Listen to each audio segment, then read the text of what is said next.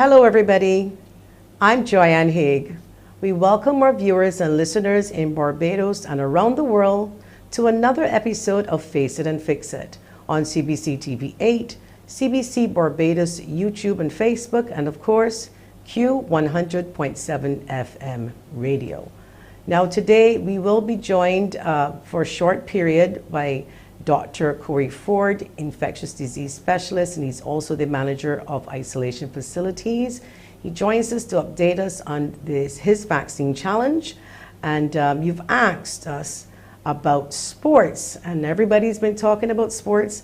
And we know we have some concerns about West Indies cricket that you want to hear some solutions that are needed.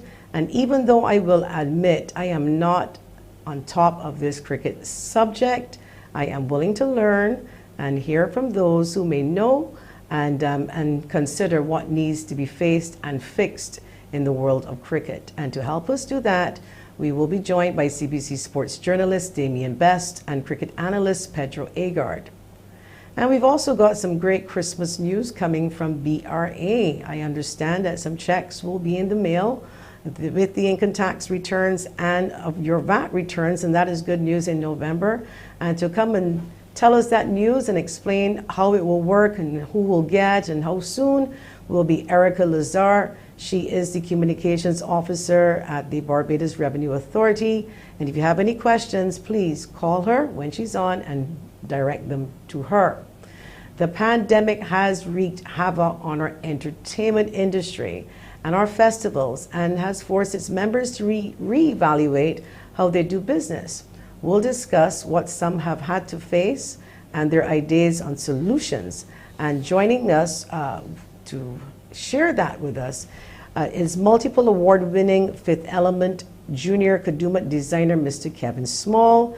And joining him will be Bandleader and Director of Colorz Entertainment and Vice President of the Barbados Association of Masqueraders, Mr. BRYAN WORRELL. Now we want to hear from you. We want to hear all of these topics that we'll be discussing today, or anything you want to talk about, by calling us at 228-5563, 228-5562, or you can send us a WhatsApp message at 228-5562, or join us on social media by typing in CBC Barbados on your Facebook page, and you can leave your comments there. When we come back, we will be joined by these guests, and Dr. Corey FORDE will be joining us at some point when we come back after the break.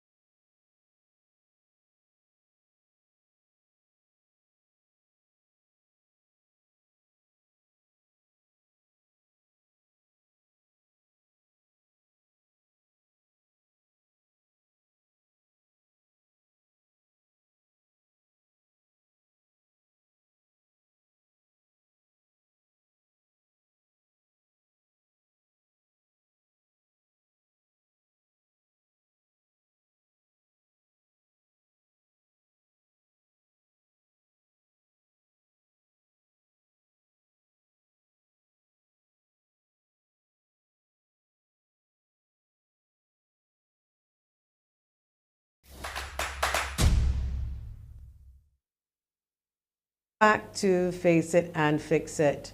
Now, we know that last week we talked about the Dr. Corey FORDE November vaccination challenge. We've got some calls, we had some calls from people. I certainly got some WhatsApp messages. Some people are actually very shy to share the challenge publicly, and that's okay. You don't have to do this 30-second video nominating someone if you don't want to. But if you want to quietly speak to someone, a church member, a family friend, someone, and reach out to them, then of course, please feel free to do that. In the meantime, when we get Dr. FORDE on the line, we're going to take this call. Good morning, Face it and fix it. You are on the air. Peace be unto you and yours. Is the doctor there? The doctor's coming on shortly, but you can place your question here. Well, I know they are doing a very, very, very good job and working very, very hard. But I want to know why it is that we are losing so much people. What really happening? Because we had 6-1 within 2 days, then we had 3, and so on. I want to know why it is that we are losing, and especially the elderly. I know it is COVID, but what happened? Explain to us. Would it cause if they're coming too late? Something. But just would like to know. Well, certainly when he comes, but based on the information that we have been getting, there are persons who present a little too late. There are people with comorbidities, and the majority of the deaths, unfortunately, when we hear the news, a lot of persons were not vaccinated. And I share that with you based on the information that we have from credible sources, that a lot of our deaths were primarily due to, from COVID. A lot of people, I should say, unfortunately were not vaccinated. Thank you. Well, I would like to hear his explanation. And I will certainly want to hear, but I'm only sharing what they said, because I'm sure you listen. And do you get your daily updates? Yes, do you listen? Every day I check in. I had 2 families, my families that had it slight, and they were with their children, baby, and a child a year and something. So I worried about it, you know. All right. Well, as soon as Dr. Ford comes on, he is the expert, and I will certainly pose that question to him that you want to know. Okay. I want to thank you so much for your call. Okay. We're now going to turn our attention quickly to cricket, and we are joined by Damien Best and Pedro AGARD. Good morning, guys. Good morning to you. Well, let me quickly just share this quick story. I went to Colorz a few days ago, and there was this big television there, I mean, amongst all of the TVs. And you know, they keep on the TV sometimes so people can actually look. So I'm standing in front of the TV. There are about 10 men near the TV.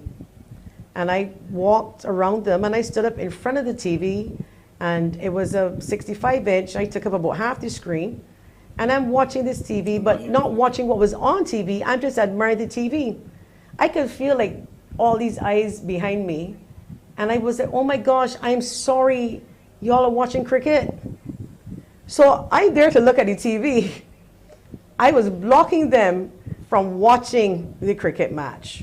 So I did apologize, and I ran out of there quickly. I was so embarrassed because I thought that they were just looking at the TV too, admiring the TV, and not knowing that they were watching cricket. Gentlemen, I must admit, no clue about cricket since BRYAN days. Where are we now in terms of the impact of sports first and the protocols that we all have to abide by? Well, Pedro, probably take a shot at the local side of what's happening. Really, we haven't had a season. Well, first of all, good morning to everybody. Where's my manners? Good morning. Yeah, definitely. The local season has been impacted severely by COVID-19. We heard talks about perhaps having a season in November. We're still waiting to see if that will pan out. It will most likely be a T20 tournament. I don't think the BCA has had much luck in terms of their planning and trying to put on a season for all the people there who love cricket, and local cricket in particular. But it is cricket season. We've got cricket on the world stage as well. I think from a local standpoint, Pedro as well, just to answer on the local end as to what the feeling is like on the ground, Sam, considering we have no season so far. I can't hear Damien now. Okay, Damien, if you can give us 2 minutes. We're joined quickly by Dr. Corey Ford. As you know, probably the businessman right now in Barbados. I just want to make way to give him a couple minutes, and then we'll be coming right back to you. Right back to you. Give us 2 minutes. Dr. Corey Ford, are you there with us? Hi, Dr. Morning. Ford. Happy November. Happy November. It's been a very, very busy day for me today and the team very early this morning. So I'm going to give you a few minutes of... We do appreciate it. We did have a question, though, quickly. A lady called, and she just wanted to know What was the reason that we're seeing so many deaths every time that she's hearing another death, and she wanted you to explain. I can tell you what I shared based on what I've been hearing on the news from credible sources, that we do have a lot of people that are unvaccinated and with comorbidities could possibly be increasing the death rate that we're seeing at Harrison's Point. But if I was wrong, sir, please correct me for the answer that I gave her, because she was concerned that too many people were dying from COVID. Yeah, and that's certainly something that we never want at all, and we do everything in our power to try to avoid that. And one of the things I've said before, and just to be very specific on this, is yes, part of the problem is, of course, we know not only for Barbados. I keep telling people to just look and see what's going on across the globe, and it often will give you the answer. There may be many deaths in different countries. Our death rate, however, does not look like many of the other countries, even at this particular point of the outbreak, and thank God for that. I think, though, that there are two factors. I think we've seen many of the deaths are in the unvaccinated. We treat people the same. There is no difference between the two, and we will go all out in both quarters to make sure that people can get back home with their families. Appreciating that for sometimes it's challenging, and the challenge often comes, and I said it the last time I spoke on this call, was simply this. I think some people are presenting a bit too late. Some people are sometimes refusing medical care and until they become very sick. Some people are presented to the emergency department, for example, when they're extremely ill, which makes our job even more and more difficult. And I keep saying this, guys, like this morning, like pleading with you. I don't know what else to tell you. If you're not feeling well, just please come forward, get seen, so we can do some sort of medical intervention early. Because if we can do that, then our whether you're vaccinated or unvaccinated, then your chances of doing well become much better. I mean, ultimately, I want to get back all of my old grannies at home. I want to get back all of these people at home. But then there's one other thing that you have to help me with today. And that is, I know if you get vaccinated from every single study, and the rest of the world is getting back to semblance of normalcy, and it's because their populations and those larger countries, a lot of them have very large amount of people vaccinated, which means that they're not going to get sick. And I keep saying, you have 1,000 people in the crowd, 800 are vaccinated and 10 are unvaccinated, and I have a spill of COVID through that crowd. Even some of the vaccinated people get COVID. If the unvaccinated get COVID and I can deal with 10 of them in a hospital, then fine. But the problem becomes if that number is big.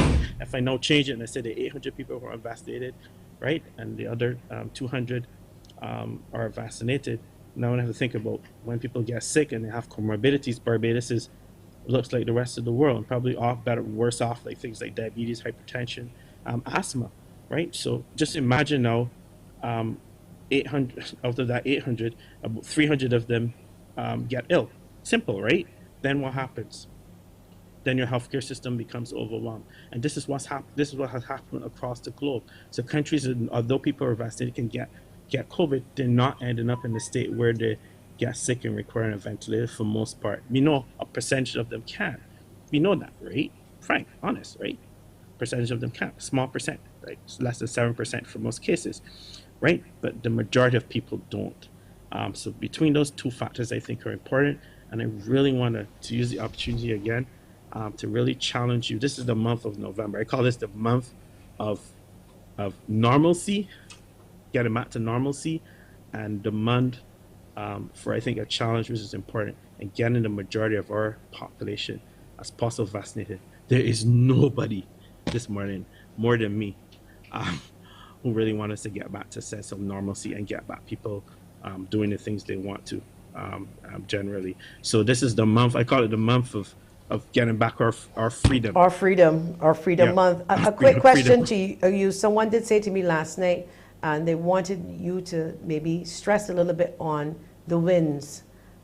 The people that actually go home from COVID vaccinated that are old, people with comorbidities, because people are wondering, doesn't he have anyone going home that survived? And I want to balance it, because being vaccinated, especially when you're old, I'm sure Dr. Corey Forde has a lot of good stories to share in that regard. Boy, there are lots of good stories. Like I always said, I keep saying all the time, my granny and my grandparents, so I love old people. Like I really, really do.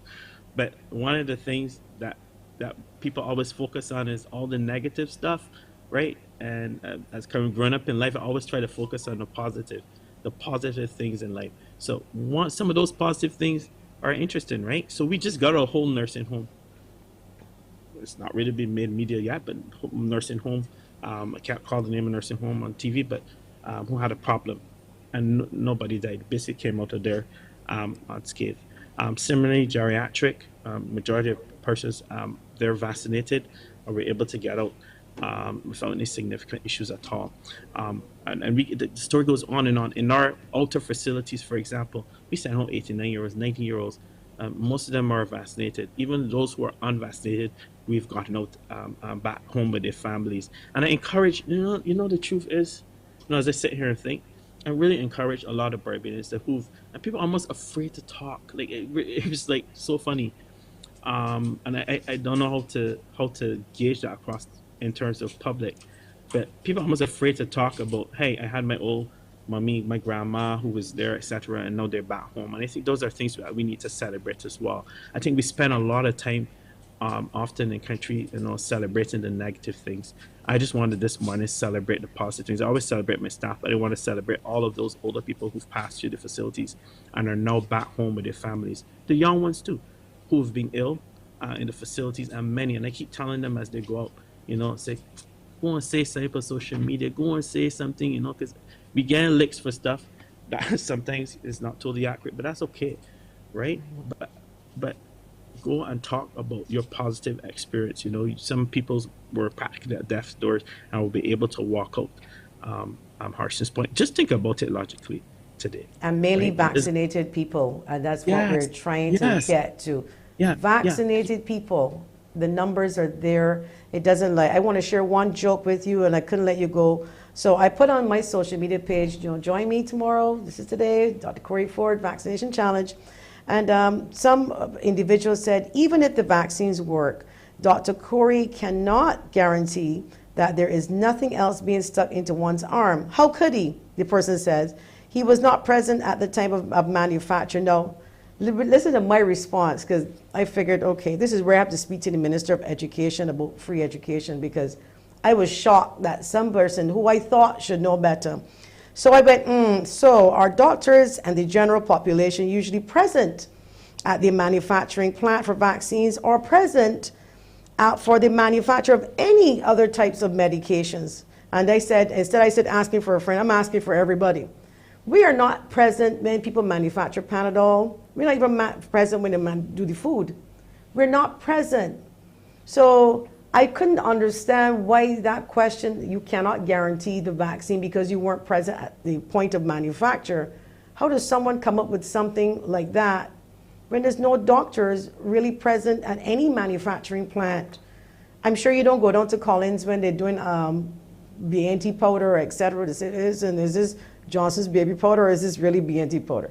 So I'm just saying people sometimes get a little silly. But final word at you.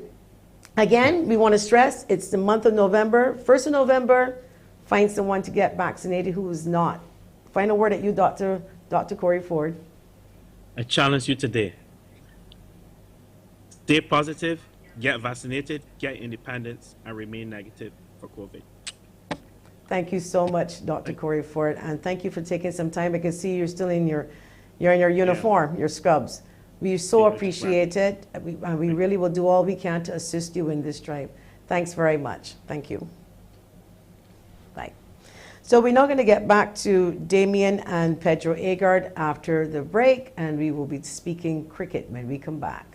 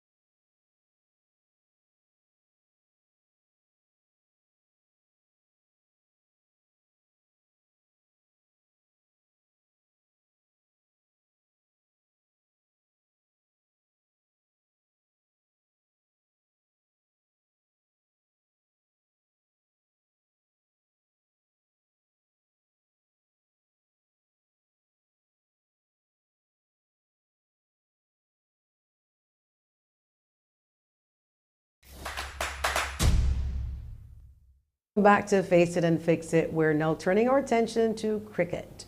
With us is Damien Bess, he's CBC Sports journalist, and Pedro AGARD, cricket analyst. And I want to start with Pedro. Pedro, how are you doing? Again, sorry for the little break, but we had to get Dr. Forde in with that important message. So That's okay. I'm doing fine. Dr. Ford is a very important man. We need him. yes, we do need him. We do need him. Now, I know that people are now turning their attention to cricket, and it's a good thing because it's something to take our minds away from COVID. But there's still a level of frustration equivalent to COVID in the cricket arena, and people are frustrated and wonder what's going on with the West Indies team, though. So we want your take on it in terms of why they seem to struggle in every match. I'm speaking based from what the public wanted to hear, what they were saying about the struggle. Well, the reality is that our players are not up to par with international standards as they are right now. Our players just aren't good enough. I mean, that's as simple as it can be put. I've been an analyst now for over 15 years, and I've never ever been one of those guys that would take a punch at administration. But it's come a time when administration has to take a blame realistically for some of the problems we're seeing in West Indies cricket, and not because of what we're seeing in the field, because administrators, I mean, they don't bowl the ball. The problem is that the policies we've put in place have allowed bad habits, bad practices, and bad attitudes to come into West Indies cricket. And until the administrators make strong decisions in terms of West Indies cricket, we're going to struggle for a long time. I think the path to West Indies cricket is being too easy. Guys are getting into the highest level and playing for West Indies when they aren't even good at first class level. So that's the first problem. So I think our standards need to be set. And look, Joy, I mean, one of the most painful things I saw recently was Sir Garfield Sobers, the great man himself, cried in an interview while discussing West Indies cricket and the fact that players no longer have West Indies first. And that's a real sad thing. So the administrators now have to take some responsibility for our standard of cricket. And our standard of cricket, our level is really, really poor right now. But what do you think the difference is now? Well, I can tell you about cricket with Brian Lara and Courtney Walsh and all of these boys, and we got You're a so young girl, excited when Courtney would come, and all we need is one run, and everybody on the feet, because everybody's feeling, well, geez, Briggers, no man. I mean, this man ain't gonna get okay. He was a bowler, but you know, and cricket for us, for most of us, was fun in those days, and that's why I said I don't really follow it as much anymore. Is it that we just don't, I don't know, is it seen as a job? That's the other thing. I had a problem with a man playing cricket. He's selected, but then he got to come back home to his job. Money could be a factor, maybe what they're being paid in this arena from like other sports. Other sports, boxing, basketball, the money is way much better. It's seen and respected as a sport and a job. Is that happening yet?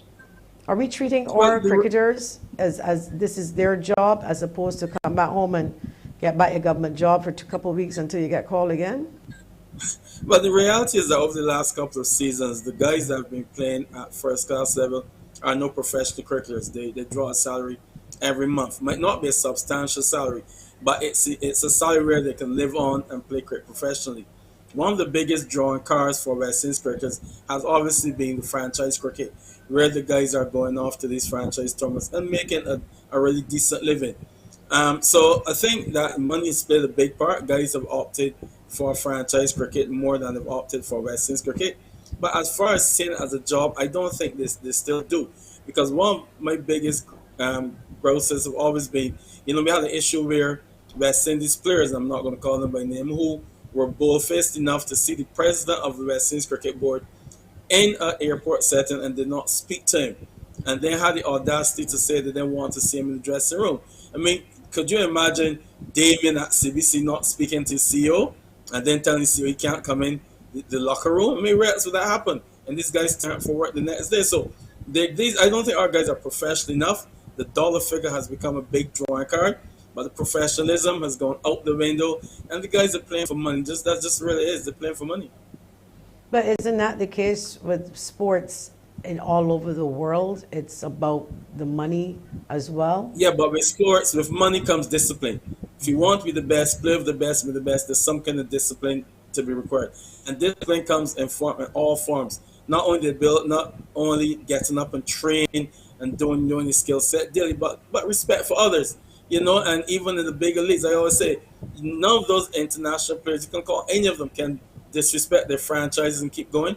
I mentioned someone recently, Shane Warne came to the West Indies as a representative for non-smoking campaign in Australia. And then Shane Warne was the top bowler in the world. And Shane Warne smoked a cigarette in St. Lawrence Gap and was dropped the next game. That's discipline. These things never happen in the Caribbean. Guys are allowed to do what they like, when they like, without any repercussions. So we created monsters. And by creating monsters now, we expect to draw them back. This is not going to happen anytime soon. Unless drastic changes are made and some of these senior guys are gone, you have to cut the head off the snake. Have a younger demographic you can train into the right way of playing cricket, professionalism. Until then, we're going to continue to get beat for a very long time because our players are very, very indisciplined.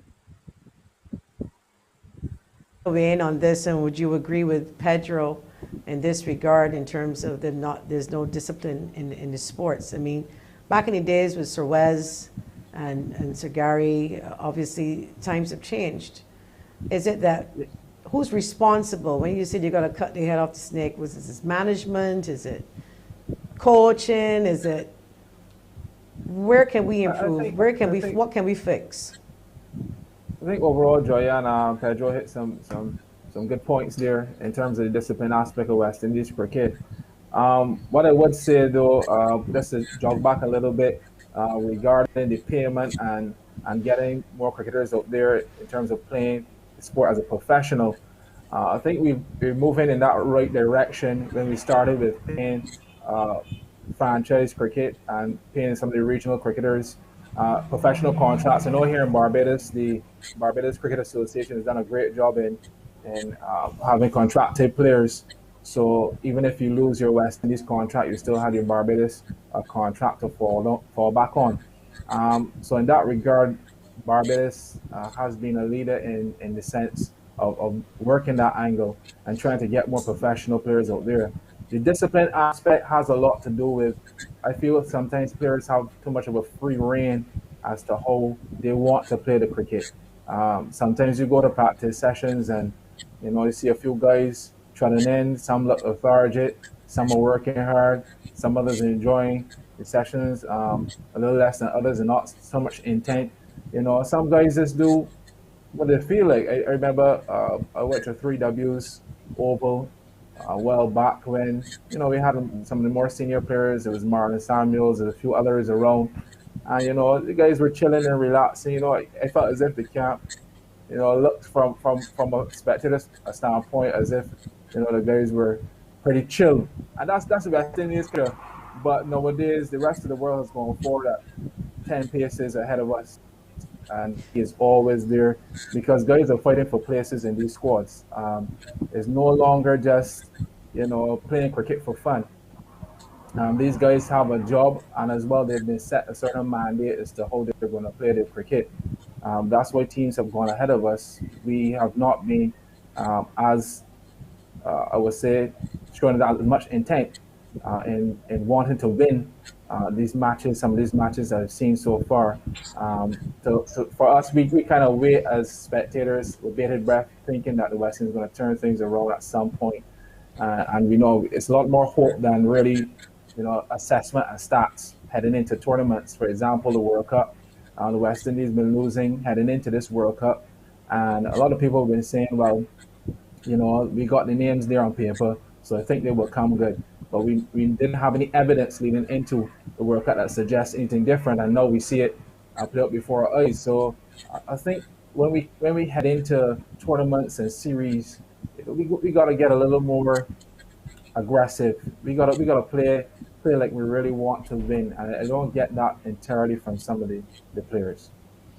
So what about coaches? I mean, when we see sports, Olympics, you always see the coach right there.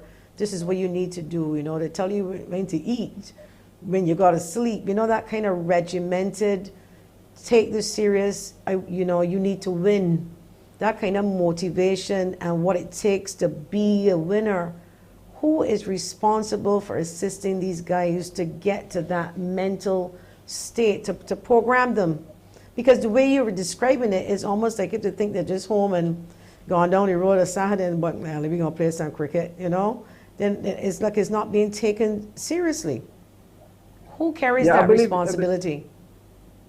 I believe a lot of the cricketers of the past would tell you they didn't wait to get into camp for a coach to tell them, you know, this is what you do, run 15 laps, you know, do 20 push-ups, you know, get in the gym and do some reps, you know, bat 100 balls a day. You know, the cricketers of the past would tell you they took it upon themselves to sharpen their game before they even head into a camp or even look forward to you know, go on the guidance of a head coach of West Indies cricket. So a lot of the stuff that the players have to do now has to be outside of the realm of just playing for West Indies. Don't wait until a camp which has, you know, a 4-day camp or a 5-day camp and then head into a series and then we hoping that they hit form. A lot of this stuff has to happen behind the scenes. I know there are a few players, especially the younger ones now, coming into West Indies cricket who want to make a mark, Joyanne, who are working hard behind the scenes. These guys are putting their heart into the cricket. But at the end of the day, if you're not given opportunities as well to showcase your talent, then you know you're going to feel hard done. You're not going to want to put in the hard yards in between them. But it takes the player of itself to really put in that kind of work. So the WhatsApp, okay, we're going to take a break and we're going to come back and we got some messages here to share with you from the public. Okay, we'll be back after the break.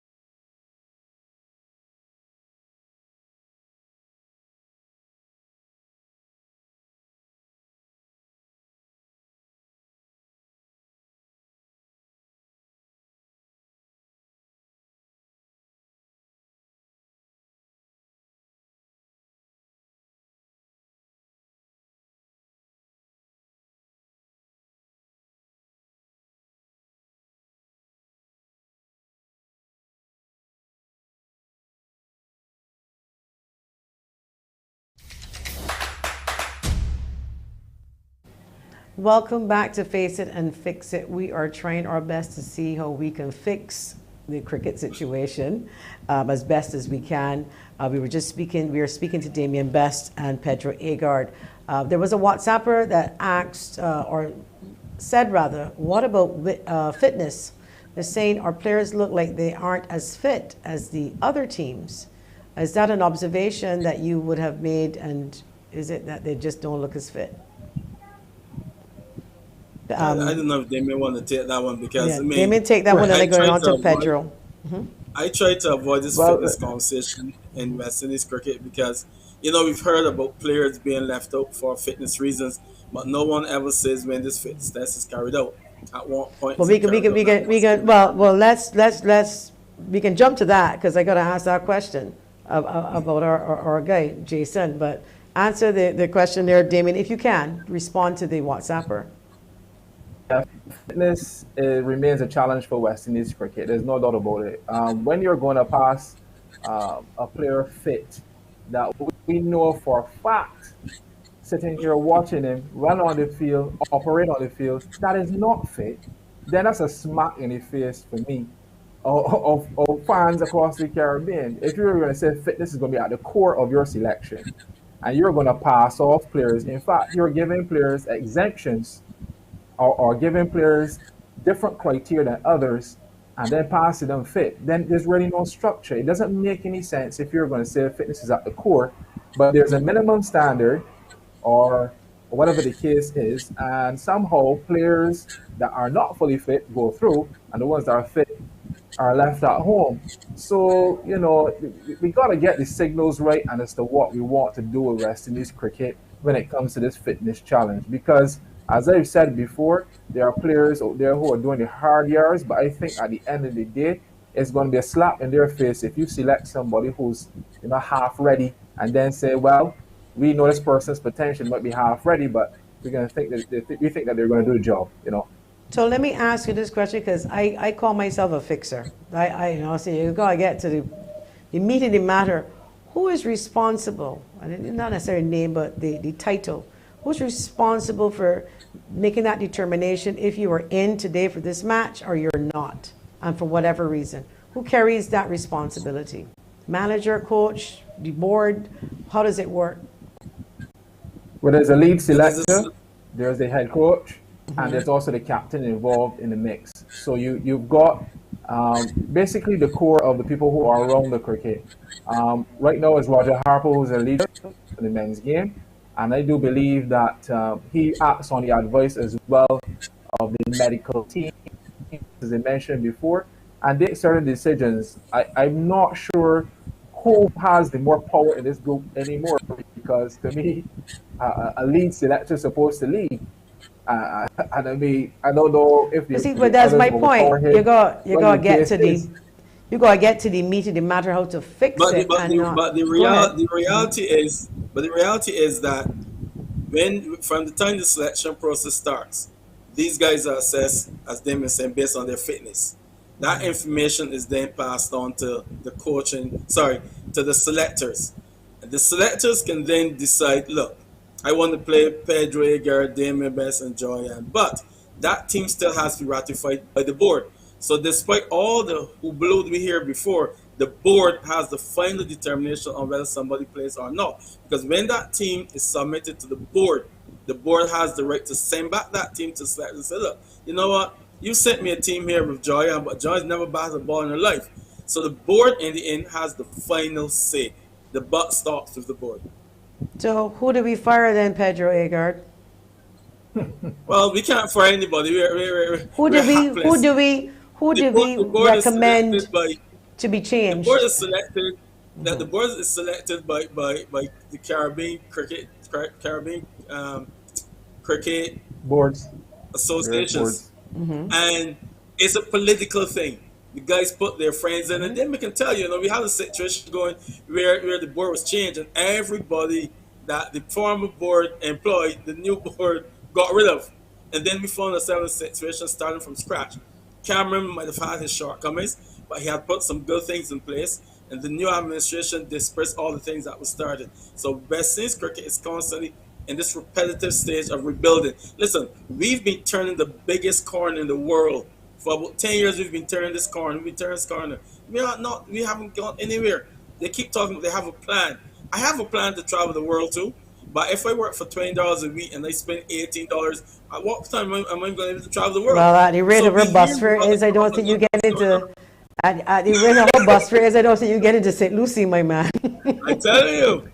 But truth be told, somebody, you talk about cutting off the head of the snake, and you're right, because every time I hear it, we starting fresh. If you keep rebuilding and you only get into the foundation, you're digging back at the same foundation again to put back down another foundation that probably worse than the first foundation, you are not going to get anywhere.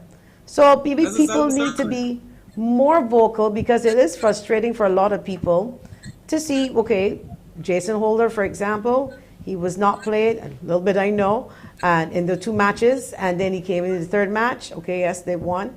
But no one gave the reason, or did they give the reason for him not being selected? And the coach stumbled across a reason that suggested he didn't fit into their makeup. Best all-round in the world, the only test batsman you have. But they had the makeup that he didn't fit in. That was the explanation given by the coach. I mean, Damien doesn't buy it. I sure you don't. No, nobody in the world does. And I'm not even big into cricket now, like before, and I can tell you, that sounds like a roll of bull, really, you know. But It is. you know, but you gotta call it as it is. So I You mean, have to. Listen, no, you Darren do. Sammy's on. But Darren Sammy, who is a former captain of the West Indies team, is on record as saying, look, under Otis Gibson ran the cricket. But since Phil Simmons has come along, he himself had free reign. And now he's seeing the same thing with Karen Potter, who has been given, as far as he's concerned, too much latitude. And he's a guy who had the same latitude. But now on the outside looking in, you can see that there are too many mistakes being made. I don't think that the management staff are managing. They aren't taking. And this is the first time I've ever spoke about administration in West Indies cricket, because normally the cricketers play the cricket, but the administrators keep getting the mix wrong. They keep selecting the wrong teams. And this is the reason why we are here today on Face and Face having this conversation. To us somehow or the other, because people are not happy at all. I understand you may have to go, Pedro, so I'm going to get some final words at you if you do have to leave, and I can turn my attention to Damien. You have some final words? Well, I mean, for all West Indies, I mean, everybody's hoping and hoping that West Indies can qualify in this World Cup. It's going to be very, very difficult. Even if they win the next two games, they're going to struggle with that net run rate. But as I said, going forward, there's another World Cup coming up next year in Australia, and it's going to be very interesting because there's no time to really rebuild the team. So again, the administration will come under heavy scrutiny as to what they will do with the likes of the Gales and the Pollards and the Russells and the Bravo. How are they going to replace these guys? Are they going to keep them going? So they will come into focus. But, you know, to all the public out there, I just want to see you guys continue to watch the cricket. West Indies cricket has to get better at some time. We had 10, 15 years of dominance, so we're going to take our lashes now and hopefully we come back strong. Well, and I certainly hope so too. But Damien, again, not who can be fired, but changes. Can we be this bold to say who should be playing in the next match? Who would be the right makeup if you wanna, if it were up to you? Well, the World Cup match against Sri Lanka coming up. Well, I can tell you that the team that played against Bangladesh will most definitely be in the running to play against Sri Lanka. Don't want to do too much chopping and changing at this crucial juncture. There's one key element I hope West Indies will focus on, and that is rotation of strike and ensuring at least we get a decent total on the board. Because in all the instances against England and against South Africa and as well as against Bangladesh, we lost the toss, and we obviously had to back board. So that is going to be interesting to see how we approach this must-win game against Sri Lanka. We have to win everything from here because of the way we performed in our opening fixture against England, losing so heavily. Net run rate is going to come into this Group 1, considering the kind of teams we have in there already. England have been playing very, very well, and in fact been tipped to go through to the semi-finals, all but signed off there with that. So perhaps we want to experiment with a bit more pace. Perhaps we could see O'Shane Thomas come into the fray.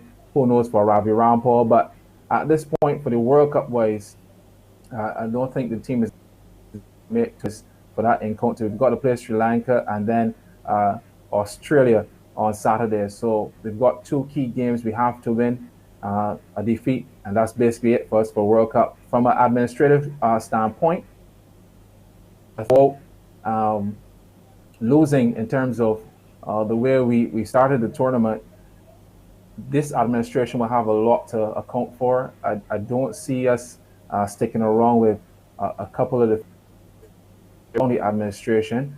I think that we might need to freshen our guard concerning the World Cup is next year, as well as Pedro mentioned before, in Australia. So we've got to get things in place to make it happen, as well as a test front. We got a team preparing as well for Sri Lanka, and we've got a lot of critical areas we're playing in right now. We've got the World Test Championship happening in cricket wise, but we've still got to have our administrative aspect set for these kind of tough things we're gonna have. So we got to face England in the new year, which is our biggest assignment. So West Indies cricket has got to get their act together in a short time frame. There was a person sent something on Facebook. How many Trinidadians on the team? 8? Because no, because this person said ain't no way 8 Trinis should be on that team. The selectors and coach messed up. Is this true? Joya, honestly speaking, look, most of the 20 players West Indies have right now, most of them are from Trinidad and Tobago. Let's not fool ourselves. All right. So if you're going to tell me that you're not going to take Bravo Pollard, who's the captain, you got Evan Lewis, Nicholas Puran. These are good T20 players, all right? And you see them on paper, you're not going to just skip over them because there's 8 Trinis in the side. So let's not just make it as a Trinidadian thing, all right? We're selecting players based on ability. Some of them, we got our fingers crossed, hoping that they live up to their potential, you know. And that's been the case in West Indies cricket now, without too much examples of why we select them in a sense. Sometimes we got that kind of hope. So let's not make it just an insular thing. I think at one point Barbados had the most players there in the test team. So I hope that when we see Jason Holder, Roston Chase, and at one point we had Shane Dorrich, Craig Bathwaite, Kemar Roach, Miguel Cummins, all of these players were in the test side at one time. So I don't live with the argument that, you know, 8 Trinidadians in the side. I think performance, we've got to focus a lot more on that. Well, we know that some comments were made by Chris Gayle towards Courtney Ambrose. You want to, I think what he said. Go ahead. Yeah, unfortunate. I think a lot of the cases that we have in West Indies cricket, the examples in West Indies cricket are so great. I mean, we have people who would love to have the kind of history West Indies had, and you know, and we respect, you know, Curtly Ambrose, Courtney Walsh, Desmond Haynes, Sir Gordon Greenidge, the whole lot. You know, we love cricket of the past. What were the comments that Gayle made, though, exactly to Ambrose, and what was the response for those who may not know what we're talking about? Right. So I was getting to that point in that, you know, these guys merit critique. And when these guys say, for example, you know, Chris Gayle might not have been an automatic choice for the World Cup, considering his form coming in to the tournament. Chris Gayle has scored 1.5 century, 21. The rest of the numbers you can put on a lotto ticket. So what Curtly Ambrose has said is basically he would not be an automatic choice, although we know what Chris Gayle can produce. He is the ultimate T20 run scorer. You know, 14,000 T20 runs. You just don't get any better than that. So he is outstanding. But on current form, Curtly Ambrose said he would not be an automatic choice for him. And Chris Gayle responded, you know, less than happy. He basically said he doesn't want Curtly Ambrose to comment on anything he does, you know, respect Joe and all these different things. I don't have the exact quote in front of me, but it was along those lines, basically. Probably saying, can't say it on national TV anyway. Yeah. Well, it wasn't to that. It wasn't that horrific, but you know, respect you. You know, you what? And Saviv responded right way. He said, "Let your bat do the talking." And so far, that has not happened for Chris Gayle. So you have basically disrespected, you know, a legend of West Indies cricket, and the response that you've put on the field does not match, you know, what you're saying. So, you know, all in all, I don't think it was good for West Indies cricket. And then you had Sir Curtly coming back and saying, well, he doesn't think Gayle should bat at number 3. He should open the batting. And, you know, these guys are just making critiques because you're seeing West Indies cricket fall apart in a sense that West Indies are a team known for winning, and you're 2-time World Cup champions. You can't start the tournament scoring 55, Joyanne. You understand what I'm saying? So you can't have subpar performances and everybody just sits quiet and say, no, they can come good. Yeah, eventually they can come good. You just can't. Do you think the pandemic has anything to do with the performance of our players? Because we seem to forget that, we're in a COVID environment. A lot of stress is happening, and I'm not using it as an excuse, but could it be a possible excuse? Part of the reason that they may be not performing at the level that they should. Does anyone factor that in? Do they get counseling? Do they have a psychologist on the team motivating them, giving them that drive that they need? I think mental health has been a major talking point since COVID last year, and the West Indies team living in bubbles. We're Caribbean cricketers. We're accustomed to interacting, having jovial time, not stuck in a hotel room for 5 days straight without any interaction, and then going out onto the field to practice. We're a team who needs more time to gel because we're coming from all directions.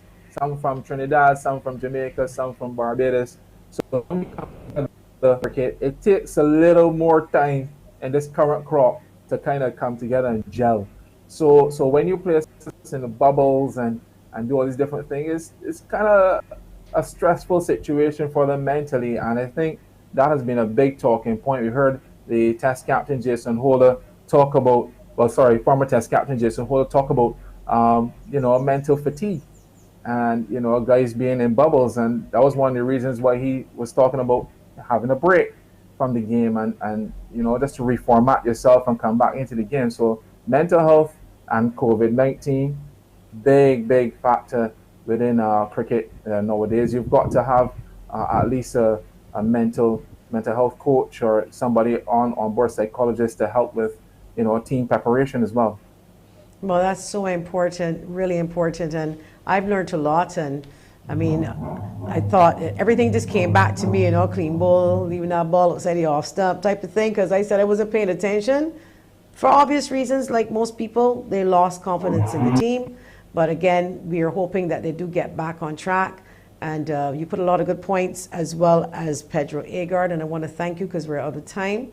So thank you, Damien Best. He is CBC sports journalist, and Pedro AGARD, cricket analyst, and who was not afraid to say that we need to some heads roll, and hopefully something should hopefully happen that the next time you make a clean start building and build it in the right way. Thank you so much, Damien. Thank you so much, Joanne, for having me. Thank you. We'll be back after the break.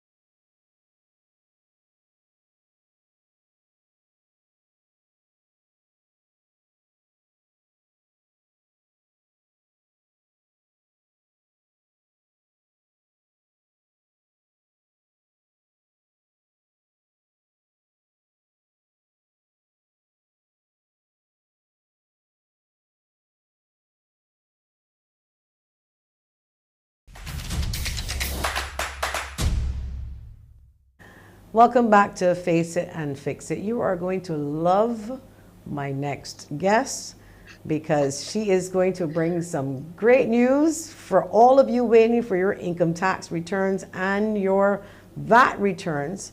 Apart from that, she's my good friend. She is, in my humble opinion, the best communication specialist on this island, because if anybody can talk to you about paying your taxes and make it sound sexy, you've got to be the best at what you do. I want to welcome Erica LAZARE, Communications Officer for the Barbados Revenue Authority. Welcome, my friend. Hello, Never had an intro like that one, right? Oh my gosh, that was amazing. Well, if anybody can make people pay the taxes and think we've got to be really good, because that's something that we don't want to pay. Nobody wants to pay taxes. We want our tax returns, though. So I'm Oh, going to yeah. let you start off with the good news that the process has started, and it's November, month and a half away from Christmas. I'll leave it to you to share the news. Okay, as we chatted about, over the weekend, people can look forward to the refunds very soon. I know people are asking me dates, so I have people messaging me asking me, is it coming tomorrow? I can't give you an exact date, but it is coming very soon. But I need Barbadians and taxpayers all around the world, if you're getting a refund, it's one important step you must do to make sure that you get it, because we're sending them electronically. If you don't have a bank account, you will get a check, but we are focusing on electronic refunds because those go a lot quicker, right? So you must make sure that your banking details are up to date. And to do that, it's very easy, very simple. Log into your Thomas account, click the Update Details tab, and you will see bank details. I want to update or change, edit my bank details or contact details. Just click on that and look at the information. If it's the correct bank, if you've changed credit unions, you can change it. The entire list of credit unions and banks are there. You can make the change, put in your bank account number, change it, and save it, and you're good to go. These are tax returns for 2020, now coming for 2021. Yeah, so the ones that we filed earlier, so the ones that we filed earlier this year were the 2020 returns. Do we have any outstanding years that we are also addressing, maybe 2019, or we don't have any complaints to say, look, I didn't get my income tax return as yet, and it's been 2-3 years? Because we had a backlog a while back, and you were clearing it, and you successfully got a lot of it cleared. But I don't want to put you in the spot, but if we do get a message or two saying, look, I waited for my money since 2019, of course we will share it with you. But none that you know in terms of batches that are outstanding, is that correct? Right, so the fact that you said a message or two is exactly the situation. The majority of that backlog has been cleared. So you might see 1 or 2 people, they may have filed, usually if they filed late, or if there's an assessment that's still going or so on. The majority of the 2018 and 2019 backlog has been cleared. It's 2020 that we're now going to start to pay, and any of those outstanding ones will be paid as well. So remind us about the reverse tax credit and who's eligible again. Some people may not have remembered, and in case they didn't, is it too late to file it for next year, for 2020 and 2021, or it doesn't work like that? Okay, let me make it as simple as I can make it. A reverse tax credit is for people who earn below $25,000 within an entire calendar year and paid less than $500 in tax. Okay? So if you've paid less than $500 in tax, so usually it's when your employer would take out the tax from your monthly pay slip, when it sees that tax comes out. If that totals less than $500 for the entire year, and you have earned in total less than $25,000 for the year, you are eligible for a reverse tax credit. You also have to work for at least, I believe it's 3 months in the year as well. But those are the people who will get reverse tax credit. And you have, at this point, you have up to 2 years to file your reverse tax credit. So all now, we have some people who have not filed their reverse tax credits for 2020, but they're not late. They still have some time. So in 2020, What about 2019? 2019, they have until December 31st this year. Yes, because it's 2 years. So, they will have until the end of this year for last year's reverse tax credit. And the ones to 2020, they have until next year, December 31st, unless the laws change, But at this moment, they have 2 years. So, but for persons, but so the people who are listening that don't work for that, but work for under that, but don't pay income tax, don't pay taxes, because look, let me get real. A lot of people have work. It may not be everyday work. They get a little $100. They're self-employed, because that's basically what it would probably work out to be, that you're self-employed. A man call you and break a little job 2 days a week, and your whole year run, and you ain't get $25,000. But you did not pay any national insurance. Can you realistically file for income tax for reverse tax credit? Doesn't Okay, work let like me break that. it down. So the category I was just talking about are employees, right? So what Right. you're talking about now is for self-employed people, Right. right? Right. So if you're self-employed, you're required to file a tax return every year, a personal income tax return. You're Right. not allowed to file a reverse tax credit. Reverse tax credits are only for employees who are below that Oh, 25,000 on a payroll year. and everything. Okay. Okay. Yes. If Okay. you're self-employed, you're required to file a tax return every year. A Oh, personal okay. income tax return. Yeah. So you will put your what your income is, so what your earnings were, and your expenses. So you have a cell phone. You take people out to lunch for business lunches. Gas. All of that is your expenses. So you put all of that information. So you should keep your receipts, or like totaling them up every month, so they don't get to be too much at the end of the year when you have to file if you're self-employed. So let me get back to the juicy stuff that I know that bitches want to hear. So if I know I filed my income tax and you just made, okay, because I saw it in the news when we asked you to come and expand it a little bit. And I want to pick up the phone, or I want to check it online. And can I check to see if it's been processed, approved, like some sort of tracking of my check? Because I know you can't tell us exactly when, but I should be able to go onto your site to see if it's been processed. Yes. So if you log on to your retirement site, there's like a summary, an account summary on the welcome page, and you will see CR, meaning credit, if you're getting a refund. So if it's, let's say, $200, you'll say 200 You will see the CR. money? You will see the amount you're Yeah, getting yeah, back before the check? Oh, okay, good. yeah. You're gonna see, yeah. No, I You'll know you see, see but it you also, when you file it. I know you get to see the calculation, but but you also see it. sometimes You also see it sometimes online in was your on the account. calculation and will come in an email. Don't be the same thing. Or Yes, there are people who there was a situation where it was broken up into two types of payment: the cash and the bonds. Is it? Oh dear, bonds. these check things that y'all abandoned now. Oh, you Oh, mean the tax the certificate? tax Tax certificate? certificates. You don't have them Yeah. anymore? No, that's been suspended. Yeah. No, you see, no, I can tell you that I ain't get my certificates cashed out. Nobody ain't tell me nothing, and this is years now, but that was another story.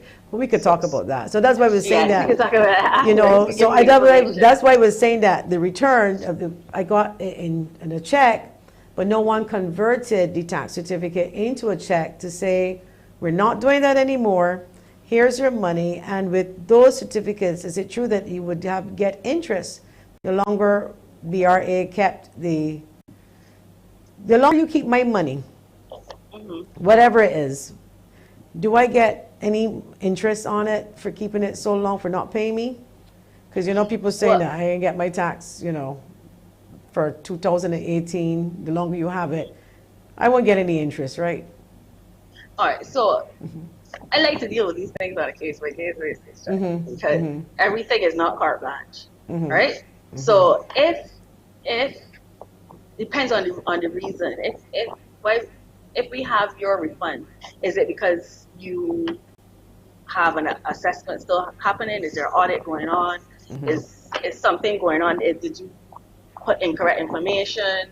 It could be a multitude of different things. So I like to deal with those things on case by case basis instead of doing something carte blanche. But the law does treat to interest. However, sometimes interest is not paid right now, but I don't know, that is a situation where it's a little bit above me, So. Okay, no problem. We're going to have to take a quick break, and when we come back, we're going to talk about the B.R.A. operations during this COVID pandemic. We'll be back.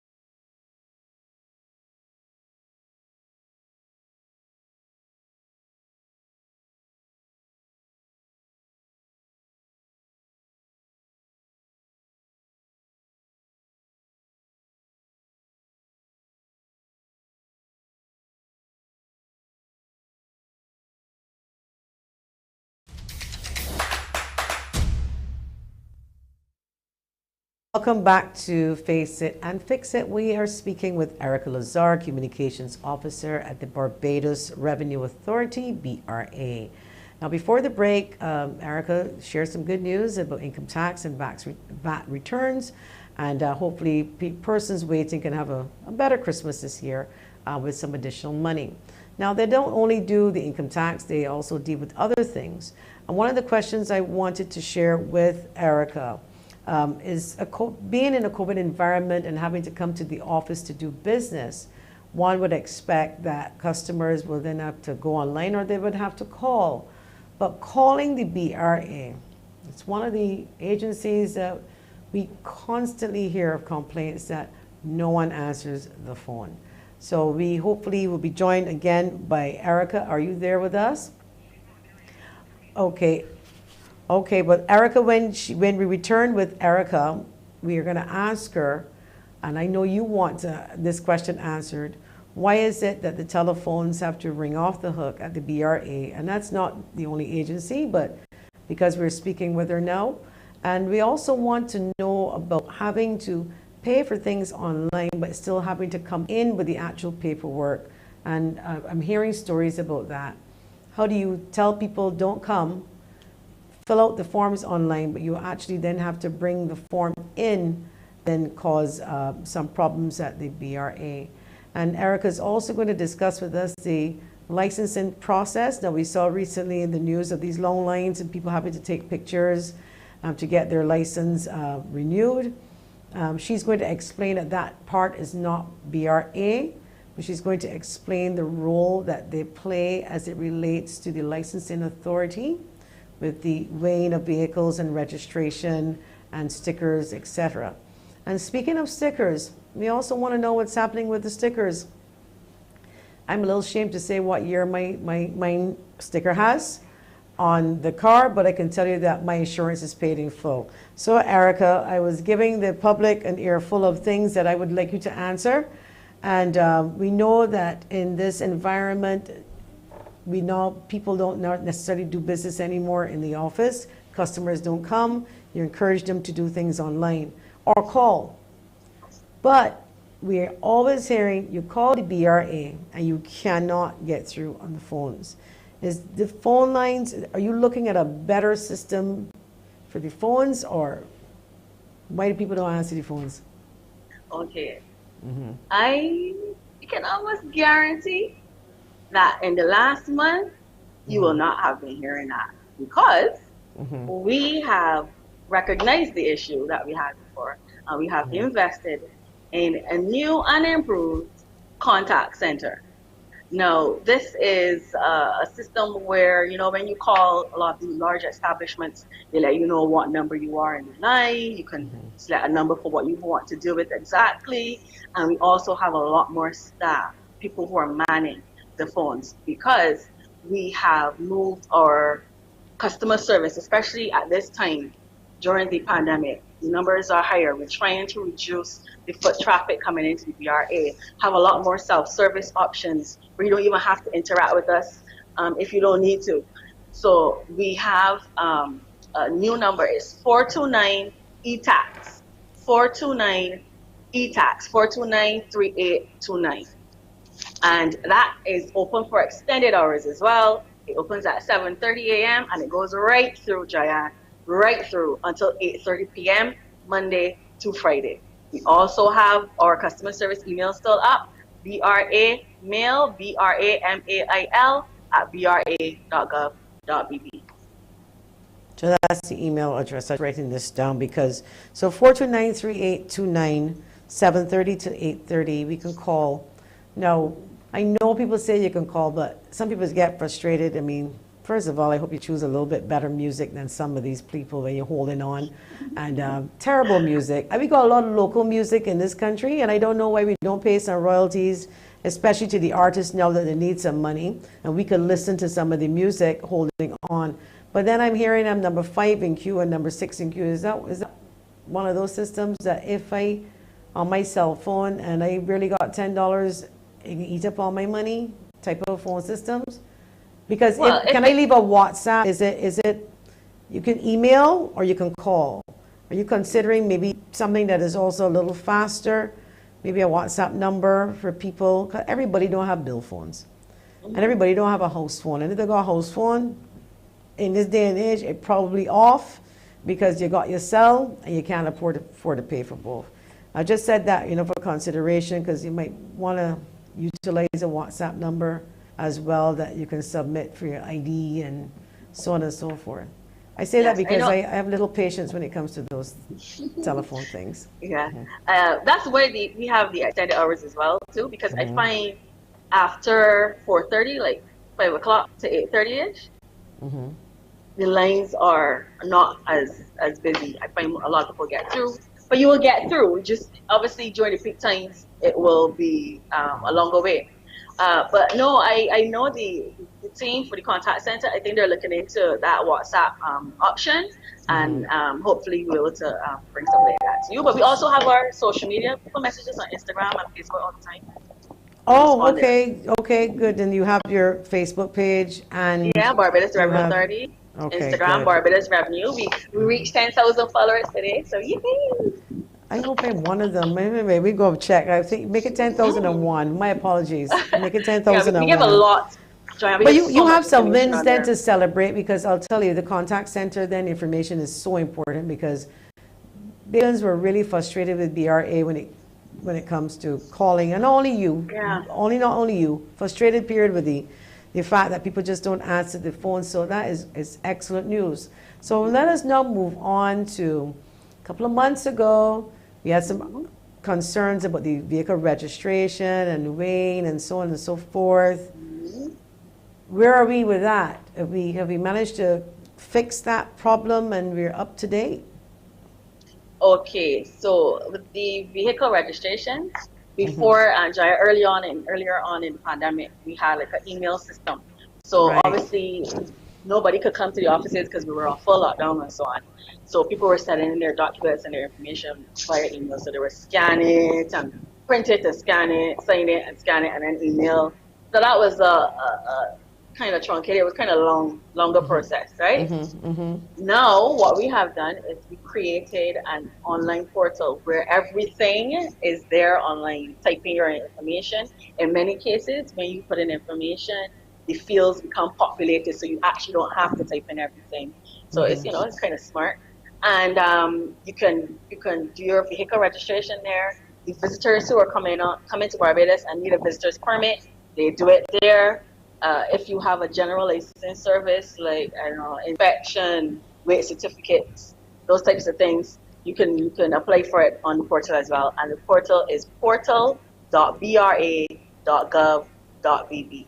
Portal, portal.bra.gov.bb. And it's been what we did. We piloted it. So we have it here on the screen. Apply for your licensing services online. Oh, I like this little flyer.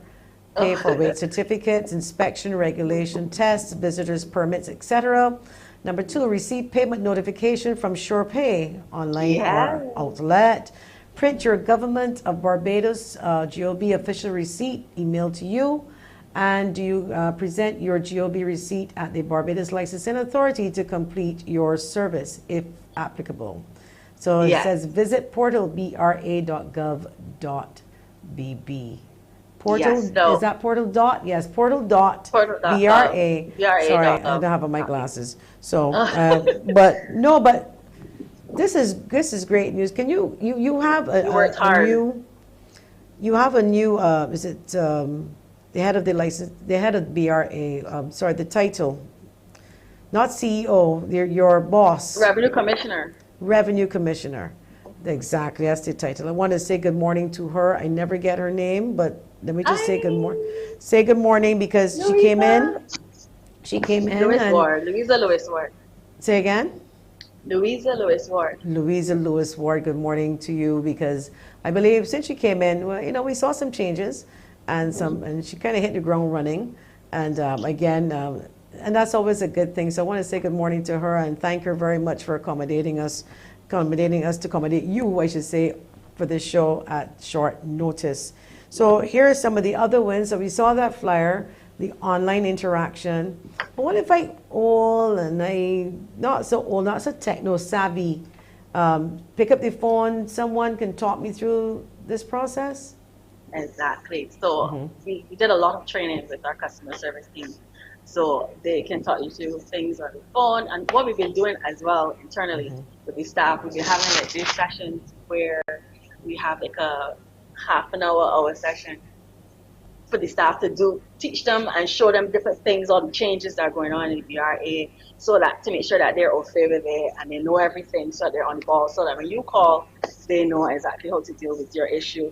And if they can't deal with it at that point in time, what they'll do, they'll take your information and somebody will usually get back to you within the same day or as soon as they can get it sorted. It's been, no, Joanna, I have to say, it's been going quite well. I've been getting a lot of kudos. People on Facebook, you know, people seeing me randomly on the street, or I've been getting a lot of high fives about the new contact center. All right, People so like to here's speak to where somebody, I'm gonna make sure you continue to get high fives, so allow you to disassociate yourself from the licensing authority with this particular exercise, because some people thought it was BR.A. So we saw these long lines of people trying to get pictures taken to get the license and stuff. That's B.R.A. or that's not B.R.A.? No, we mostly deal with the payments of the licensing side. So that is, I believe, people getting their pictures taken to get the new cards. Because from just talking based on what I saw the minister say, that they brought in card material, I believe, overseas. So now they're trying to get the cards out to everybody. So yeah, that's the Barbados Licensing Authority. Okay, and one more question, because we didn't have to wrap up. So the B.R.A. With their fairs, the job, we call them job fairs, you call them tax fairs? Yes, where you go wrong and everybody can get a little help, and we can see that again next year. Well, we had it this year, but it was virtually, and it went quite well. I was about to ask, how is it? How did that work out in terms of the virtual? It was good. We had I think we scheduled like 4 or 5, and then there were so bad attendance. People requested for them to be extended, that we had a couple more when the deadline was extended by the minister for the filing deadline, and we had some more. And then we also, because I think the restrictions were being lifted, and then we had some at the NUPW headquarters, and I give another location, but it slips my mind.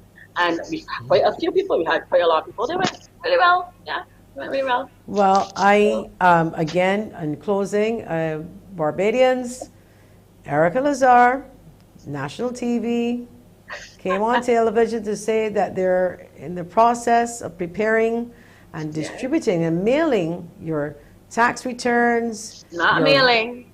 Electronic. Sorry, depositing. Not, it's going to be uploaded into your account. So check your bank account, and if you got more money, if it was $0 today and you realize there's a little bit of extra money tomorrow, you know it was B.R.A. that put it there. So keep checking your account. Again, Erica, we know that there's no specific time because your neighbor could get, but you don't get. It doesn't mean that you're not going to get. It doesn't happen in, everybody in this street getting the same time. It's based on when you uploaded and you applied, you filed. And even then, sometimes it takes a little bit of time. So we don't want everybody calling the show and say, but wait, my neighbor get hers and I get mine. Everybody will get theirs. So I want to thank you so much, because we are out of time. I could talk to you forever. And again, ladies and gentlemen, yes, you do a fantastic job, girl, of making taxes easy. And BR.A. is blessed to have you on board. I want to thank you so much for joining me. Thank you. Bye-bye. You're welcome. Bye-bye. When we come back, we're going to talk crop over. When we come back.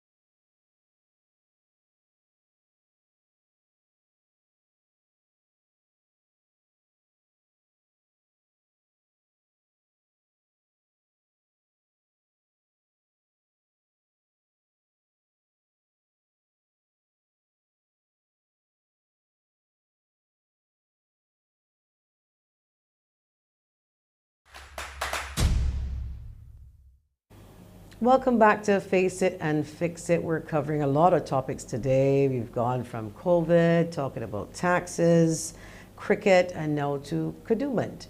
Joining us is Mr. Kevin Small, Fifth Element Junior Kadooment Band Designer, and Mr. BRYAN WORRELL, who is Band Leader and Director of Colorz Entertainment and Vice President of Barbados Association of Masqueraders. I want to welcome you gentlemen to the show. Welcome. Thank you. Good morning. Hi, good You can morning. hear me? Okay, I can hear you now. I can hear you now. Yes, I can. Okay, so one familiar face for sure. Not sure if I know the other one. So, and I see he's smiling in his glasses, and as he should. How are you guys doing? Now, first of all, let's start with you, Kevin, with this Element Junior Kadooment Band. And it's now the second year, no crop over. How has that impacted you? Just And, a point of correction. It is Fifth Element Mass is the name of the band. Fifth Element. Mass, M-A-S. All right, just corrected that. Thank you very much for that. Yeah. Fifth Element Mass. So tell us about how has this impacted you in terms of we can't do anything at all. Well, 2 the years. impact has been, the impact for me has been the obvious. Obviously, a big reduction in income coming in, not only for myself, but also the persons who are also employed with the band and so on, and service providers and so on. And I hope that Barbadians see the depth in which Barbados brings revenue into the island on more than one level. Taxi operators, hotel operators, you name it, they're all benefit from what we do as a nation and when we put on crop over. But in fact, it has caused me to be able to try to diversify what I do and try to adapt to what's happening now in this readily changing market as it evolves into something that none of us really know what tomorrow really will look like, but we just have to prepare ourselves, and as creatives, that's our responsibility. Okay, and you, BRYAN WORRELL, how has this impacted you? We know that all of the entertainers have been complaining, but it's a pandemic. We had no choice. Yeah. Well, to echo what Kevin said, we've all felt the financial impact negatively, because from 2020, March 2020, when COVID really hit home in Barbados, we would have already started our preparations for crop over that year, and we would have, invested money heavily in our preparations, getting designs ready, prototypes for the shoots, because our launch season is really around end of March going into April, then we kick off from there. And we would have invested quite heavily back in 2020. In the hope that we would have still been able to do crop over that year. Again, we unfortunately weren't able to have the festival again in 2021. And we, like Kevin did say just now, we felt the impact not only for ourselves, but for the persons that benefit, secondarily from us putting on crop over. Okay, so I've heard recently people are saying that an announcement should be made about the future of crop over and to make plans, and even if something happened that you can pull back. But how do you do that and invest your money, make the announcement, but then all of a sudden things go south? What happens? You've heard that call, public cry, that they're saying, look, tell us, do we have a festival or not? But you can't. But then you're saying, well, look, tell us and we can pull back if need be. How is that going to work if we do it that way? From the Barbados Association of Masqueraders standpoint, that we have already submitted some questions to the NCF, just to ask some questions, because we have been in negotiations with the NCF as far as an association standpoint to find out what are the plans we have already put in place, or we're negotiating how we would have executed Grand Kadooment, especially in a COVID environment. And we will continue to have those conversations if we can with the National Cultural Foundation if and when they are ready to have those conversations. Because like you said, you want to put a plan in place in the event, because as you all know, COVID is a fluid situation. It could be pretty good, then we could have a drastic change with high numbers and you may have to shift a bit. But we need to have a plan so that in the event that we're in a good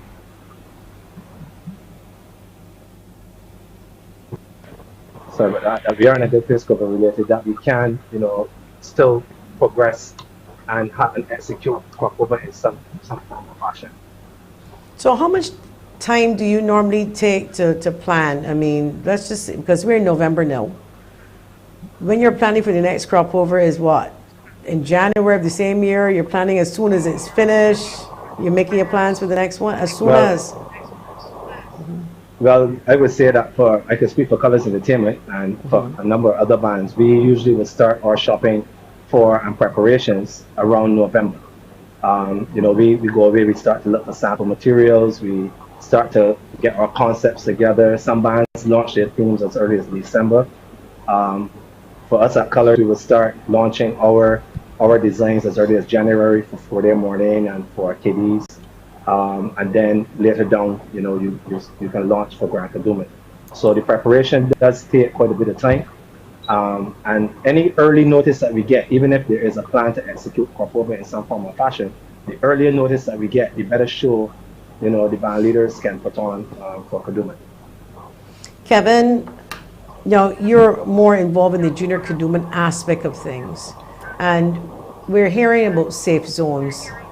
And we're not sure whether or not crop over now and bands will be considered a safe zone with the rules. Now you have to manage children. Now let's say that the virus is there, when I say manage children, you're the designer, but the bands would have to manage the children. You see yourself designing costumes? Go ahead. You were saying. Truthfully, in fact, I am band leader and designer of Fifth Element Mark. Okay. Not just band leader. Not just band leader. But we have your designer and band leader, so you're responsible for the children. So do you see yourself designing, because we probably can be in a COVID environment for a while. So obviously costumes, you've given any thought into designing costumes in a safer way to incorporate the mask wearing into it? And then you have numbers, you have children, it's kind of hard to keep them apart. It's kind of hard to keep the adults apart, let alone the children. What is that looking like for you if we get there and it's labeled as a safe zone with all of these rules? How do you plan to pull this off? Truth be told, when we did our first lockdown, I had just returned to Barbados from a shopping trip. And that would have obviously signaled the completion of all the designs and so on. And even before knowing that every day we'll be walking around, let's say for argument's sake, masks on our face or whatever the case may be, a lot of our costumes were fashioned in such a way that these things were very applicable to what we were doing that particular year. So it's a case where Fifth Element Mask is in fact ready to possibly go into a safe zone, COVID ready masquerade, both in our junior element and grand Kadooment. You made mention earlier to the fact that I am a junior band. We also have a grand component as well. So it's just a case where we just have to find creative ways to get us to be able to party together while still keeping each other safe. Okay, and what about you, Bryan? WORRELL, what does that look like for you? Safe zones, crop over, it comes, we still have COVID, but we're allowing for the festival. Numbers obviously may come down. Mask really would have to be there, and physical distancing, if you visualize that and put a plan in place to accommodate that in case they said, look, this is how we're going to do it. Well, like I said before, we would have started our conversations with the authorities already. We would have sat and had conversations with the NCF. We would have even sat with the Prime Minister in June to have conversations about, how we would execute, Grand Kadooment and parties and fetes so on for the crop over season. So we do have a plan. I wouldn't say there is no plan in place, but we do have a plan there that could always be altered slightly according to how bad the situation is COVID related. Obviously there's talk about the vaccines and the rate of vaccinations and how you're going to mandate for and accommodate persons that are unvaccinated, etc. So we need to get to the table as early as possible, to kind of finalize those plans so that we have a set plan in place for execution. right? So that's what we're really high on, is just planning, making sure that we have everything in place. It wouldn't be a foolproof plan, obviously, but we can make the best plan possible to keep everyone that will be participating safe. Well, I can ask you a question. You're probably not looking for this one coming, because this morning Dr. Corey Ford did ask Barbadians to accept the challenge of trying really hard to vaccinate or increase the numbers of persons being vaccinated in the month of November. Now, both of you are band leaders. Both of you have bands. You younger, you obviously adults. You have repeat persons, what we call members, band members. Is there anything that you would consider, or have you done, to encourage your band members to vaccinate, knowing that probably the only way to get in a band would be to either vaccinate, or I understand, you know, you take, possibly you have to take a test before. You must have a negative PCR test. But again, the rules aren't written in stone as yet, but they're coming. Is that something you would consider doing, or have you done, in preparation of not forcing, but having a conversation with your band members on? Well, for me, Go on. for me, Go how on. I see it, it's not just a personal responsibility, it's also a social responsibility, not only for yourself, but for the persons around you, your family, your peers in the band, your band leaders, and so on, to keep everyone safe. So it's something that we really have to think bigger than just ourselves, because we aren't just one person walking, we're a nation walking together. So definitely it's something that you would have a conversation with, for sure. Because in your case, Most definitely. Kevin, it would have to be with your parents. Correct. And have you started that? Because I just trying to nudge you here to encourage you. Like, I know after this show, any month in I am November, doing. we may want to send out a little note and say, hey, you know, we were thinking of Well, having a crop over, hopefully. well, for sure. It's the responsibility of both the parents who are in the large bands, as well as the parents of the kids who are in the smaller bands. Because if it is that the kids may not be able to be vaccinated all the way down to our threshold at the bottom, which is 4 years of age, we as the adults, we have to be the ones to protect them. So, what about you, Brian? The responsibility, I'm not saying you need to put it on your shoulders, but it is your band. Well, for me personally, first, I am pro-choice. I think that person's vaccination status is their choice, whether or not they want to or not. I haven't pushed it from a business standpoint as yet, because I'm still waiting to see what the authorities' position is in terms of what they will mandate or not so. In terms of participation for members and for staff, auxiliary people, you know, what their status needs to be first before I push any agenda out from Colorz Entertainment. But I still do believe that persons do have the choice. I think more so is for persons to take personal responsibility for how they conduct themselves, knowing that we are still going through a pandemic, whether vaccinated or not. I don't think the vaccine gives license to drop all protocols or, you know, all necessary rules and regulations when it comes to COVID. So we still would have to have everything in place that if an event, if it was to be passed that unvaccinated persons are allowed to participate, how do we also add that to the mix, right? So there's still a lot of questions to be answered. That's why I'm more focused on us sitting as a collective and putting all the ideas out there before we go and start sharing different ideas with or certain groups that we have.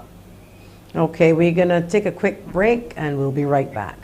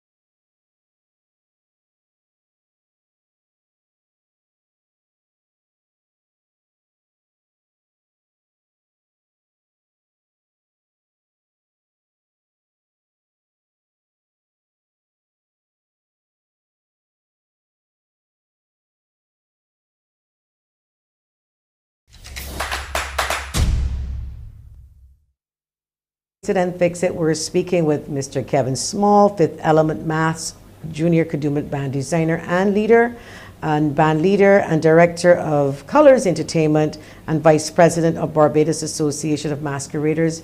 A WhatsApper just sent us a message and asked, how do you, I think I put it back up there, I don't want to misquote them, but it's basically, how do you physical distance and wear masks while playing mass? Question, guys. People want to know. Well, I think, let me answer that first. I think that it's a matter of creating a safe zone for the persons that are participating. I think that testing will be important if we're going to execute, let's say, Grand Kadooment, that pre-testing and screening of persons participating would be the way to do it. I think it's not feasible to think that persons can go on the road and jump in bands and social distance at the same time. I don't think that is a realistic expectation to put on band leaders to do it in that format. I think it's more creating a safe space where the persons participating know their status, and we can limit the chances of any potential outbreaks of COVID once everyone has been screened appropriately. For example, there was just Carnival in Miami, where they had extensive testing done. Even at the point of entry into the venue, you had to be tested. You had to present your status, and then you still had to be tested. If you didn't have that certificate to prove your status there was testing on site, then you had a wristband, etc. So persons, yes, were still asked to wear masks if they could, but it was not, realistic to think that persons wouldn't still be close, because, I can't see a carnival or a Quapova being done with persons that same 6 feet apart. Okay, so let's look at the cost. Go ahead, Kev. Mm-hmm. Just to add to Brian's point, it might also be a case where we here in Barbados just need to look at what's happening on the international market and adapt that and adjust really to be able to fit into the culture, the Barbadian culture. Our carnival, so to speak, as people call it, it's a street parade. You have persons on the road in the band, you have staff on the road as well, but then you have the spectators. It might be a case that probably for the next year, for this first time, we may have to remove the spectators somewhat, just for the safety of the persons participating in the band. The upside of that, however, it may mean that we band leaders might get more persons in the band, because now persons want to be a part of the experience. So they can't view it from the side of the street, so we have a more closed zone where persons might be able to come into the event. So as opposed to having 200 masqueraders, we end up with 500 masqueraders, just because persons want to be a part. After all, we've been locked up for 2 years. But then look at it on the other side of things. Government may state that the numbers must be capped at a certain amount in a band. And would that then impact how you charge for costumes? So let's just say that, before you could have as many as you want, and obviously that's good for you. If you have 1,000 people, that's great. But let's just say it's been capped to like 200 and you're not accustomed to that. Would we then see an increase in the costumes for persons? Because obviously if you have to cut the numbers, you then may have to increase the costs. There may be an increase, yes, but then as creatives as we are, we would need to then find a way how we can then be able to cover that cost. Mm-hmm. So what about you, Brian? That applies to you too as well. I would say that it's not as feasible for numbers to be small for some bands. We do have small bands that operate in a small band category, but then we do have large bands that do up to 1,000 people regularly per year.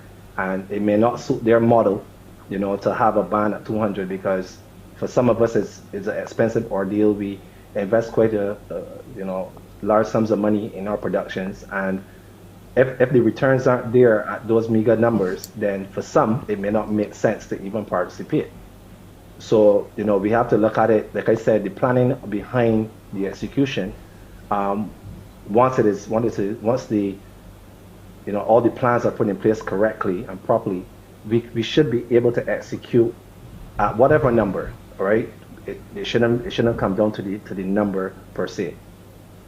So you said that you've had discussions, and there are ongoing discussions with the NCF. Or you haven't? Yes, we did start. We did start conversations as early as January in 2020 about planning for the execution of crop over, especially Grand and Junior Kadooment, from as early as January in 2020. Then we had a second conversation in March 2020. But then, as you know, things kind of took a turn for the worse COVID related. So things were kind of pulled back, and then we went on a kind of wait and see approach in terms of waiting to see how much COVID was impacting us on the ground before anything could happen going forward. But we are always willing, from the association standpoint, to have conversations with the NCF in terms of how we will execute Grand Kadooment.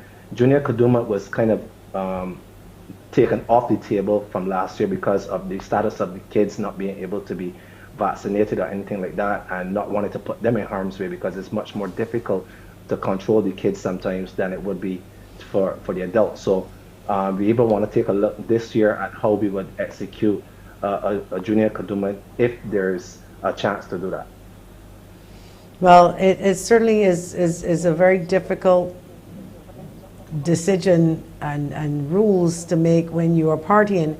As the WhatsApper said, how do you play mask, in a mask? Because you're going to be tired, you're going to be hot, you're going to be sweaty, you're going to want to breathe, you're going to want to drink alcohol for the adults, all of the parties that leading up to. So this is why I asked about the safe zones.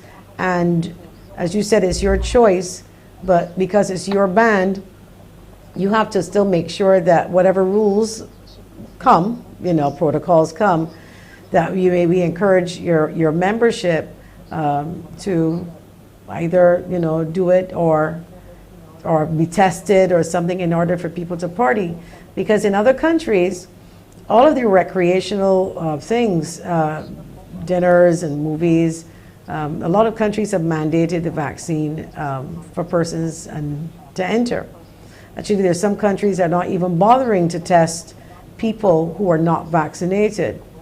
They're just not giving them a chance to enter. And I'm like you, I want to, Brian, I like choice. I think people deserve, to get the opportunity to choose. But I also know that I have the opportunity to choose too. If it was my band, I could choose who I wanted it too. Is that a fair assessment to make? Like I said, the way that persons have choice, I think businesses have choices as well. And for instance, right now, if you want to travel, let's say, because you're vaccinated, it doesn't mean that you don't have to still prove your status to travel. You still have to prove that you're negative to travel, although vaccinated or unvaccinated. So the same rule would apply to me for Masquerade, so that if you want to participate, if there's not a mandate on or given from the authorities that you have to be vaccinated, then persons should, even vaccinated persons, we still would have to know your current status. With the effectiveness of the rapid antigen test, which you can get back within an hour, maybe 2 hours, we would have to look at instituting, testing for persons, and maybe including it in package prices, so that when you pay, that you already would have paid for your testing, include that in the package, and then you set appointments, etc., for persons to be tested prior to coming on the road, and walking with wristbands, etc., to show, and any other documentation that they could, whether it's something mobile on their phones to show that they've been tested, have a negative status, before they can participate. But I think that just, saying the vaccine, and then once you're vaccinated, you have no other need to show any sort of desire to follow protocols. I don't think that that's the right approach either. Okay, gentlemen, we're going to have to wrap up and give Kevin some final words to your band, I should say, the people involved in your band, the parents, I should say, who have to give the children permission to be a part of your band, your members. Any thoughts about the future? 2022? I think that it's the responsibility of us new generation creatives to be able to take this opportunity to fashion a new crop over, fashion a crop over that allows for not only masquerading, but the safety as well. And if I may quickly go back to the point that the viewer would have raised, how can you party with a mask? Masquerade, if we really look at it, in its entirety. A costume sometimes has no face. No person. When I jump into a costume, it's really not Kevin masquerading. It's whatever that costume is saying that takes on the stage. So if that costume, for whatever reason, covers the face, if you're a real masquerader and looking to really enjoy the authenticity of masquerade, you kind of have to then stick to the character and really live to it. And for the truth of the matter is, you may not only be sticking to the character, but you may also be saving your own life or the other person's partying with you. I would also like to take this opportunity to encourage other young people to take this new step into this new age crop over, to come out and be a part of the heritage aspect of crop over as well. Because this is where we hold on to our past and the things that would have brought us to where we are today. And moving into, we can also fuse that with different party elements to really be able to have the best of both worlds, because our history makes us who we are. Thank you so much, Kevin Small. And Brian, final words? I would just like to say that, I know people have been missing crop over. I know as much as we've been going through the pandemic, it has caused a lot of anxiety for persons that can't go about their normal way of business. They're socializing, they're, being out there and enjoying each other's company. And we want to still, first and foremost, say that it's our intention not to put anyone in harm's way. And we want to be able to function in the safest possible environment for everybody. And so that if we can get back out there and have a crop over of some sort, that we at least have everything set up, that we're keeping everyone safe and try to have a good time while we're doing it. Thank you so much, Kevin Small, Fifth Element Mass Junior Kadooment Band Designer and Leader, and Brian Worrell, Band Leader and Director of Colorz Entertainment and Vice President of Barbados Association of Masqueraders. Thank you, gentlemen, so much for joining us. We'll be back after the break.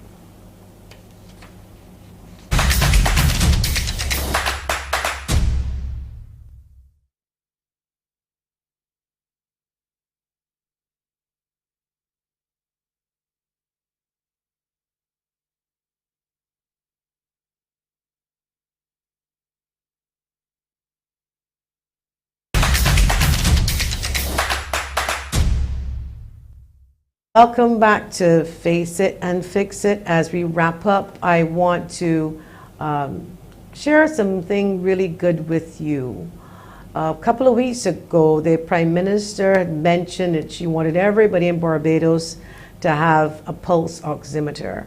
And she said, not government, but a private sector drive. And I am not government, and I am private sector, and I do run a company called Haigh Communications Inc. So we decided to get the ball rolling, and we do have some friends that want to help too. So we're going to give out some free oximeters, pulse oximeters, right here on Face It and Fix It. When you call, we're out of time today, but certainly from Thursday, we will be giving away some of these oximeters. This will help with your oxygen saturation levels, to give you an idea where they're at. So if it's at 100, you're good. If it's 95 or under, and you're not feeling well, pick up the phone and call someone, call a doctor. If it's COVID related and you are in isolation, I do believe that they're giving some of these out to persons in isolation, but to the other people who are not in isolation, who may not be feeling well, who have not been tested for COVID, this is a lifesaver. It gives you an idea what direction you are heading in. And we on Face It and Fix It, we want to give out some free of charge to our callers starting on Thursday. So please call us. Let us know why you need one. In case you might have a mom that is old, auntie, or just for yourself. And I promised the physiotherapist at Harrison's Point that I was going to give away some, and I'm true to my word, and we are giving away some on this show. Every time we have this show and we have these, we're going to give it to some of our callers. So we may have time for a call or two now, and if you don't call us now, we certainly would want for you to do it on Thursday. Similarly to persons who are joining us on social media, and if your question is placed on the screen or your comment is placed on the screen, we will be able to give you one of these oximeter, pulse oximeter gadgets for your fingertips. You're supposed to put it on your fingertip, and it gives you the reading of your oxygen levels that circulates around your body. We do know within COVID, these levels can drop to a dangerous rate, and when that goes down, then problems start. So all we're trying to do here is give you something to help you better manage your symptoms, or if you are not, or you're not sure you have COVID and you're feeling unwell, stick this on your finger quickly, read the directions, go and Google it right now as to see how it works. You call us at 228-5563 or 228-5562, or you send us a message on Facebook. You let us know that you need one, tell us why, or you may want to give one to somebody. Let us know, because we're doing this because the Prime Minister of Barbados, she did make the announcement. She said she wanted everyone in Barbados to have one. She did not want it to be a government thing, and she didn't explain how it was going to be done, but she just left it there. Well, I normally pick up things if I can, and I run with them in a positive way. So this is one of the things that I'm going to run with, making sure that we get these. I'm reaching out to corporate Barbados. We need some of these to give away, so I'm asking you to kindly come forward. And I also want to remind you, it's November 1st. It's the start of the Dr. Corey Ford's November vaccination challenge. All you have to do is to speak to someone, if you're vaccinated, who may not be vaccinated, who have concerns. Share some of your thoughts and experience with them, so they have some information and that they can be better informed as to what to do and to take the vaccine. In another good news, the Pfizer vaccine, I believe, is here in the next few days. It was supposed to be the week of the 7th. It's now coming earlier. So those of you, according to the PM, who like brand and you like brand name, well, Pfizer then is the vaccine for you if you want to take the Pfizer vaccine. You also still have Sinopharm. I still believe in Sinopharm. It's made for the Chinese, and I always say, who better to know about the virus than where it started? So I'm still picking the plug for Sinopharm. And of course, AstraZeneca, the one that started it all off. AstraZeneca started off in England first. I'm hearing some comments about AstraZeneca being used there in Barbados and that we were guinea pigs, and that is not true.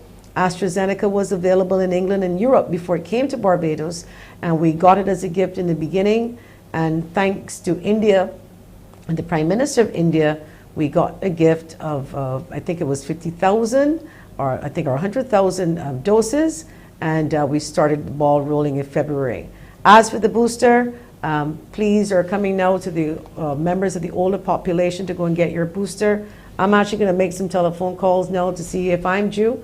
My last vaccine was April 30th, and if that's the case, I'm going to get the booster because I want my life to return to normal, or to some sense of normalcy. I know you want to do the same thing too as well. It's independence.